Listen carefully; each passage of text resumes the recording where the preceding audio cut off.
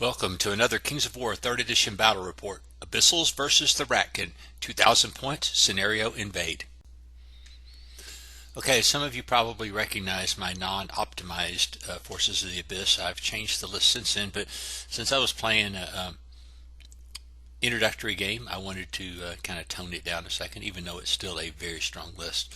I have a horde of lower Abyssals with Imps, 2 Abyssal Guard units with Imps, a unit of Gargoyles, 2 hordes of Molochs, 1 with Imps and 1 with the Champion, a regiment of Tortured Souls, 2 Imp regiments, an Abyssal Champion with a Blade of Slashing, and the Wings and Lightning Bolt 5, an Abyssal Warlock with Bane Chant, Veil of Shadows, Conjurer's Staff, and lastly, Bale.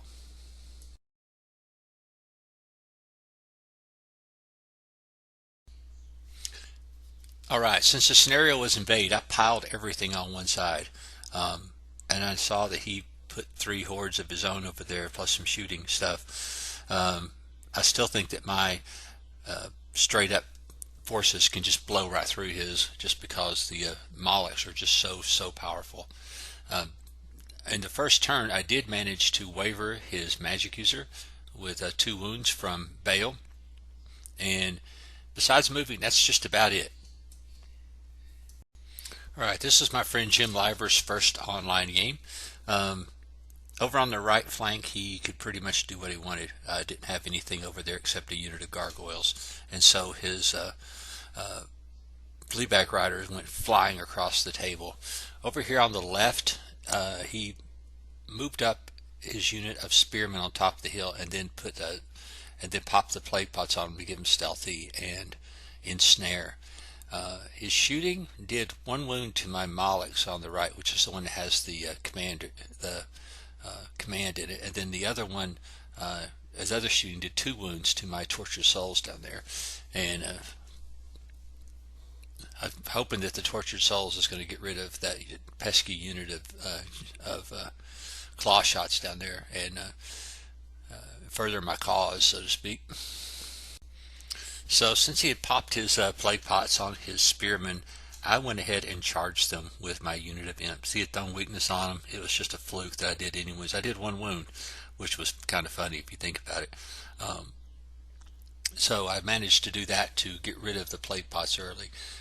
I did shoot another shot into his chieftain. It didn't get him to wound. I also wavered the magic user again with lightning bolt. Down at the bottom, the Tortured Souls did no wounds to the claw shot team, which was not good. So just trying to hope to, claw shots are really good because they have high armor, and but Tortured Souls have crushing strength, so you would think that I would have done some wounds, but it did not happen. So in this turn, the Spearman went ahead and countercharged my unit of imps. His Vermintide charged my Abyssal Guard, which I thought was kind of strange. I didn't think that much of a threat. But that's kind of what happened in the turn as far as charges and stuff. There was some shooting. Didn't do all that much damage, but we'll see here in a second. So I think Jim's shooting wavered my unit of imps in front of his rattling gun there. Down at the bottom, he charged his chieftain into the rear of my Tortured Souls and got them up to 4 wounds, which was not good. But their morale is fairly sturdy. The most shocking thing was his Vermintide. He had Bane Chanted him from his Tangle, and Bane Chanted him, and he needed a 10 or an 11 or something, and popped them in one go. I was just stunned. I knew that they weren't going to be long for this world because the lower Abyssals were in their flank already, but that was just crap. I have to admit, it was just a freaking lucky as hell dice roll, but that happens in this game sometimes. So I'm kind of pushing, like you see, I'm pushing the left flank pretty hard, so we'll see what happens in turn 3. So again, trying to push forward on the left flank, my Molochs, one of them that was in the pond, went ahead and charged the wretches from the front, and 1 charged from the flank, and of course, as you know, that's probably not for long for this world. In the middle, the lower Abyssals went ahead and charged the Vermintide in the flank, trying to get rid of them. And we'll just have to see what happened to the turn. One of the things last turn was my gargoyles had got wounded 3 times by shooting from that stupid shredder thing. So I'd lived to tell about it, but now I was moving off and had to regenerate and hope to live to talk about it next turn. So on the left, as you would suspect, 2 hordes of Molochs easily destroyed a unit of wretches. In the very middle, the lower abyssals had flank charged the Vermintide and killed them. I mean, 50 attacks and, of course, wounding on anything but. So, I mean, that was probably going to happen anyway.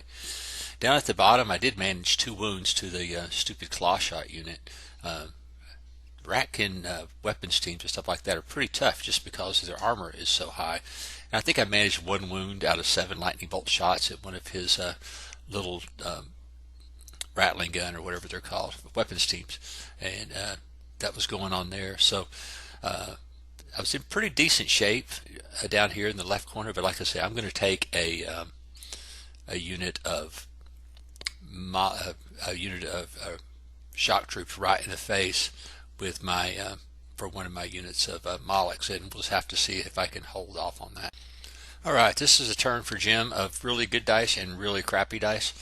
Down in the bottom corner, his shock troops only did 5 wounds to my Molochs, and I was really expecting about 10 to 12 minimum.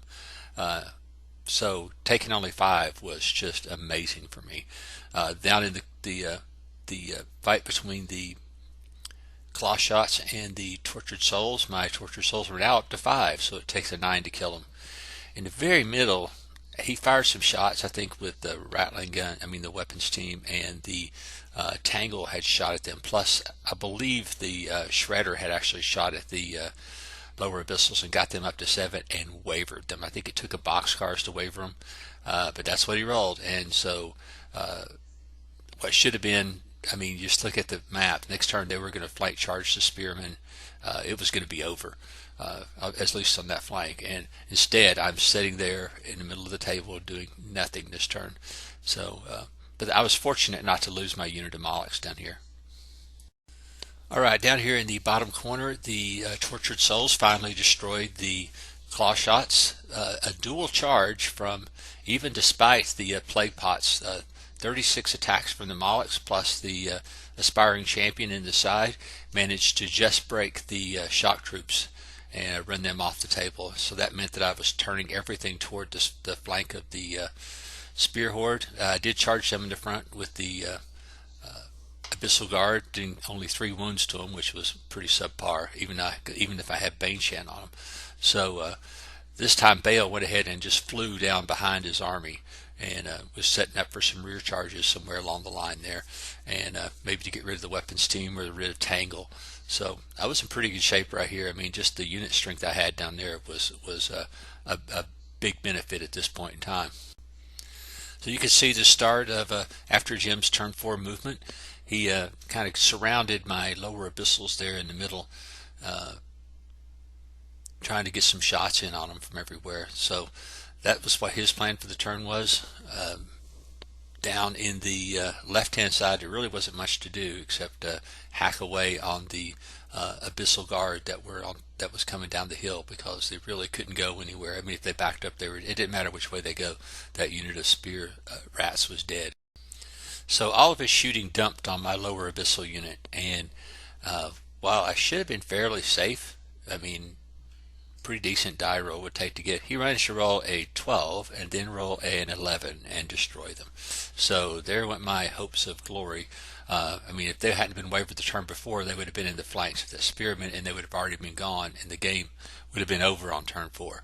But as things happen with dice sometimes, that did not happen, and so now it was back to being a game. He still had a unit strength, see, 3, 4, 5, 6 over on the other side of the table, and still had, of course, the units that were over here alive on the left, but they probably weren't going to be alive on the left that much longer with all of those Molochs headed toward them.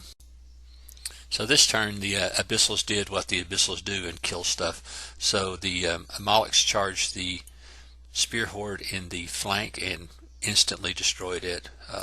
It had managed to do a couple of wounds to my Abyssal Guard, but they were, with regeneration and the imps, they were only back down to 4. The Bayo went ahead and charged the Tangle in the flank and just killed it. I mean, I did 15, rolled 15. The fact, thank goodness I had Brutal, or it would have been around another turn. Kind of screwed up. I mean, I was lucky that the Horde wasn't within 6 inches, so that would have been, his morale would have went up one more, and I would have been in serious trouble. So this is the end of the game shot. I had went ahead and pushed my Molochs down, my Warlock and Bale down to the as far as I could on the table, not to get shot anymore this game, and that gave me 3, 6, 7, 8 unit strength to his 2, 5, 6. So 8-6 victory for the Abyssals. A lot tighter game than I really thought it would be, but very excellent game and a lot of fun playing with my friend Jim. So as usual, this is my after action for the game. I really thought my plan worked to perfection. I didn't count on some extreme dice rolls from my friend Mr. Livers that really put the kibosh on it. I mean, if I hadn't been wavered with my lower Abyssals, they would have flank charged and destroyed his spearmen, and basically the game would have been over. But because it didn't, the game languished on and wasn't really decided till turn 5, and that was good for me. I mean, on his end, he was really unlucky when he charged his shock troops into my Molochs. I was pretty much ready to write them off. So I think maybe on the next turn I still would have got him regardless. But the fact that he held off, I mean, that's 2 unit strength right there that could have made the game a tie as opposed to a loss. So that was huge in the game, is that one set of bad dice rolls. But kind of cool that if you just have a game that really was just decided by a few dice rolls as opposed to you making just a big dumb mistake and giving the game away. So anyway, Jim's army is very diverse compared to the Ratkin army I play. I mean, mine is very precise in what it does, and I have a roll for everything. But Jim has an interesting army, and just the fact that, you know, when you're playing these scenarios like that, the way that the army works was actually pretty good. His shooting was actually surprisingly good. Didn't really think about it was going to be that much, but I mean, not being able to kill his claw shots off early was just wild. And then every time I shot at his weapon teams, I was rolling like 1 wound out of 7 dice to hit him, and that was crazy because I really thought I could have just shot him off the table pretty easily. But his whole army, I mean, like I said, the shooting part of his army performed really well, and I just devastated my lower Abyssals. And the other thing was his Storm Vermin charging into my Abyssal Guard, and I was just kind of like, well, this isn't going to happen. Well, then he got Baneshant off. Well, then he rolled a gazillion hits, and then he rolled a 10 for the morale check, and there went my Abyssal Guards. So, like I said, there was just some big swings of luck back and forth in this game that made it entertaining, but very, very stressful to me. My Abyssals continue to perform well. I really like the army. I have changed up the army since then. I don't have the lower Abyssal Hordes in it anymore. Those are now replaced by 2 units of Ghouls. And I also have another unit of Abyssal Horsemen now on the list, so that I have really 3 nice fighting elements in the list. So totally changed, but I mean, the newer list is much tougher than this one. But this one's kind of fun for friendly games, which is what I designed it for.